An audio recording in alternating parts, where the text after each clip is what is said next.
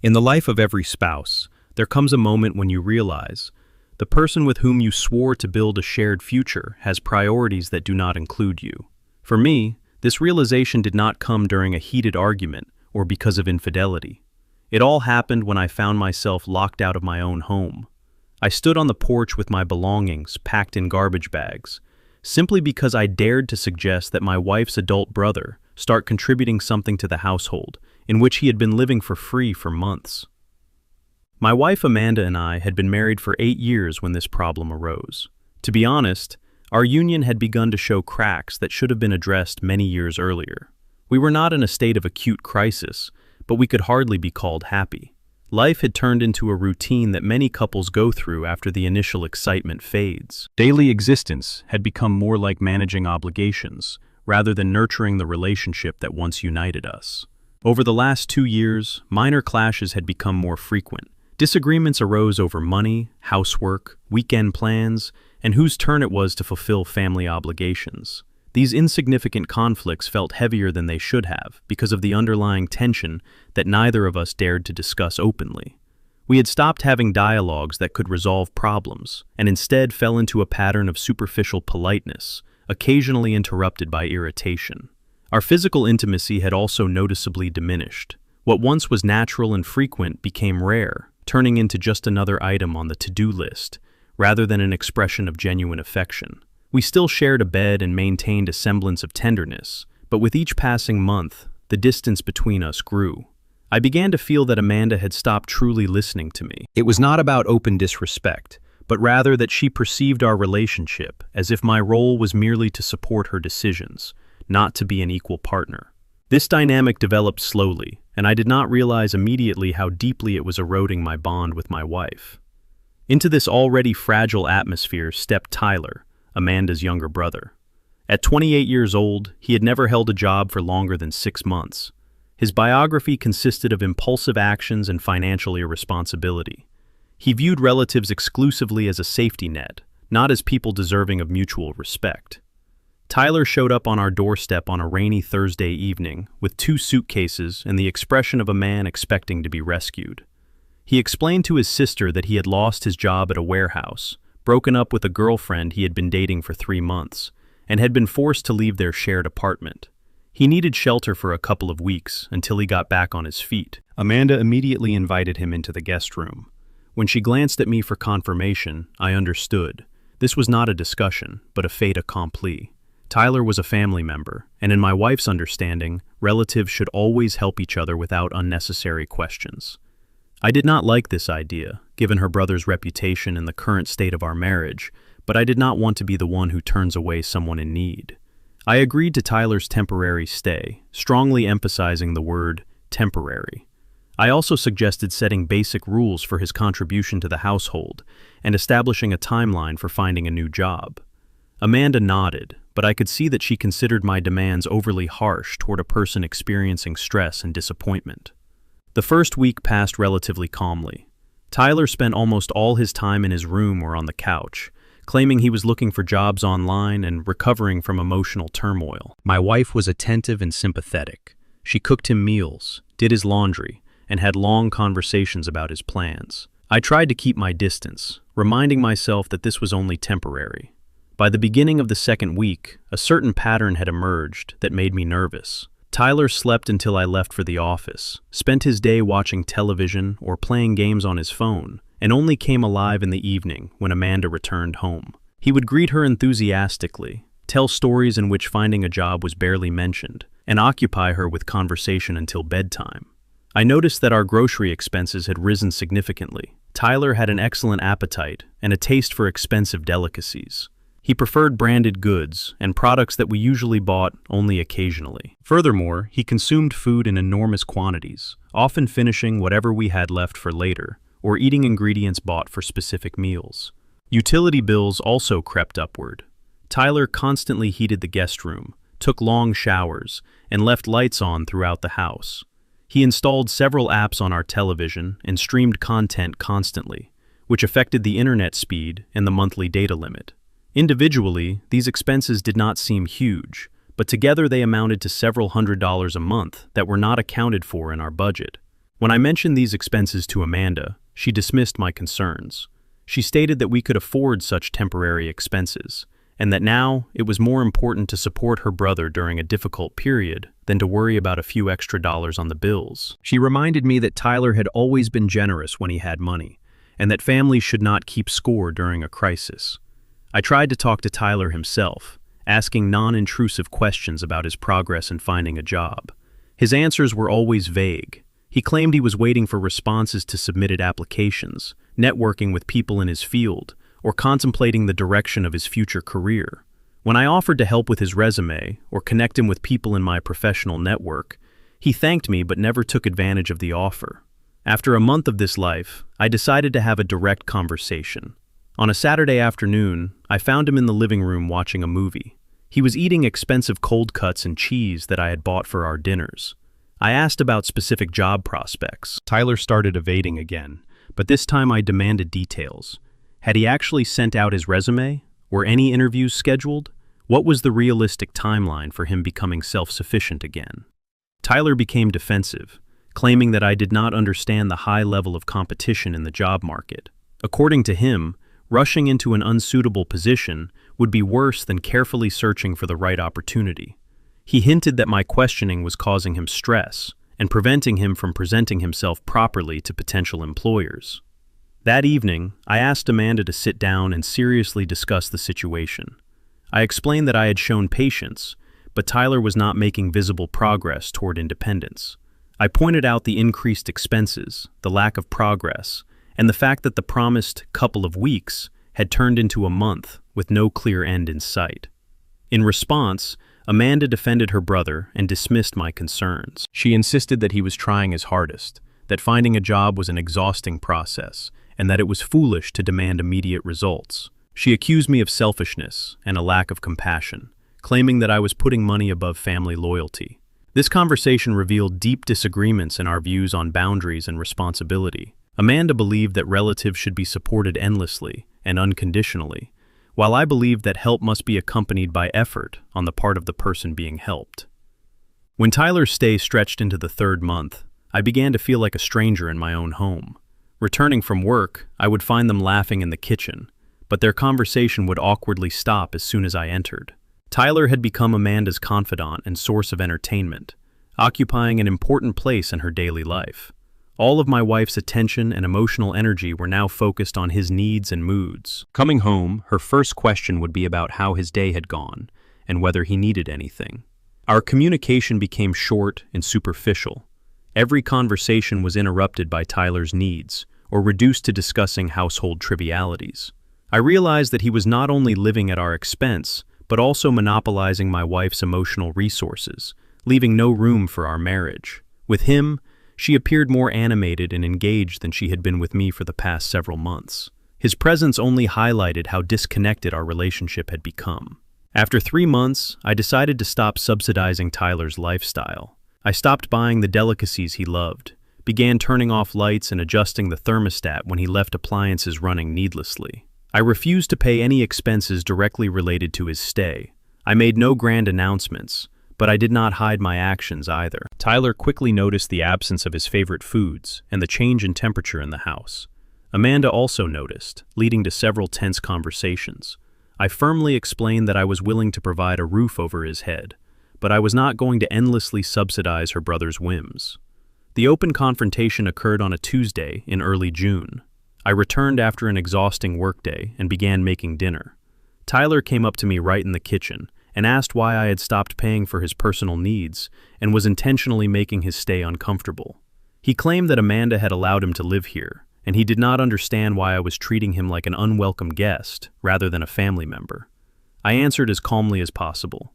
I said that at 28 years old, he was perfectly capable of paying for his own expenses, and I expected him to immediately begin taking responsibility for his personal spending. I told Tyler that I had shown patience and supported him for many months, but my composure had limits, and they had been reached. Tyler's reaction came immediately and was extremely angry.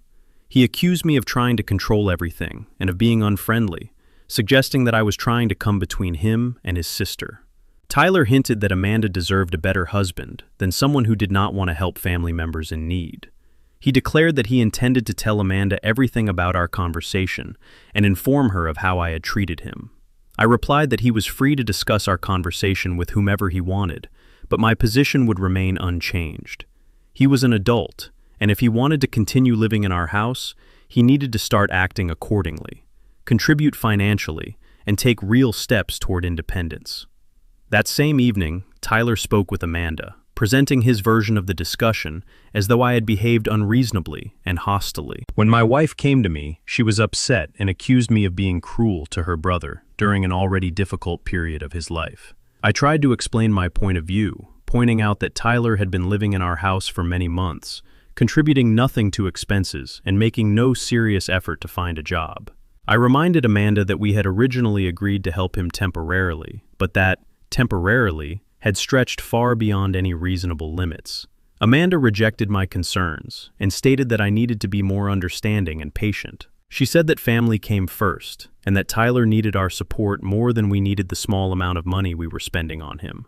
She made it clear that she expected me to apologize to her brother and resume paying for his expenses without any complaints. This conversation ended in mutual disappointment and anger. I realized that Amanda had fundamentally chosen Tyler's comfort over my concerns about our marriage and household. She cared more about his feelings than mine, and his needs interested her more than the well-being of our relationship. The next day, returning from work, I found myself locked out of my own home. My clothes and personal belongings had been packed into garbage bags and left on the porch along with a note from Amanda.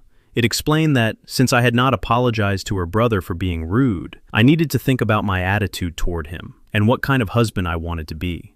I knocked on the door and saw Amanda through the window. When she came over, I asked to be let in so we could discuss the situation like adults. She refused, stating that she wanted me to feel what it was like to be unwanted in a place where you should feel safe and supported. The irony of her words was stunning. She was throwing me out of my own home to teach me a lesson because Tyler had felt uncomfortable. At the same time, she clearly did not realize that I myself had felt like an outsider in my own marriage for months because of her brother's presence and her putting his needs above mine. I called the police, hoping to gain access to my home. However, the officers who arrived explained that this was a civil matter, not a criminal one. Since nothing had been stolen and I had not been physically threatened, they could not force Amanda to let me into the house. They advised me to contact a lawyer. I spent that night in a hotel, using the time to soberly assess the situation for the first time in months. Amanda had literally chosen her brother over me, going so far as to lock me out rather than demand that Tyler contribute financially or make real efforts toward independence. She had placed his comfort above our union, his emotions above mine, and his whims above our relationship. The next morning, I called a lawyer with whom I had worked on business matters to discuss my options for returning to the house. He explained that we could likely obtain a court order requiring my wife to let me in. While the lawyer outlined the legal process for resolving the housing issue, I realized that I did not want to fight for access to a home where I was not welcome, nor to continue a marriage in which I was not a priority. Instead of a court order, I asked him to recommend a divorce attorney. He connected me with another lawyer specializing in family law. When I met with her that afternoon and described the situation, she was shocked that Amanda had thrown me out of our shared home over a dispute about her brother's freeloading. The lawyer confirmed that my wife's actions were legally problematic and would work in my favor during the divorce proceedings. I authorized her to immediately prepare divorce papers. I had spent months trying to resolve the problem of Tyler's presence through reasonable discussions and compromises, and Amanda had responded by choosing him over me in the most dramatic and painful way possible.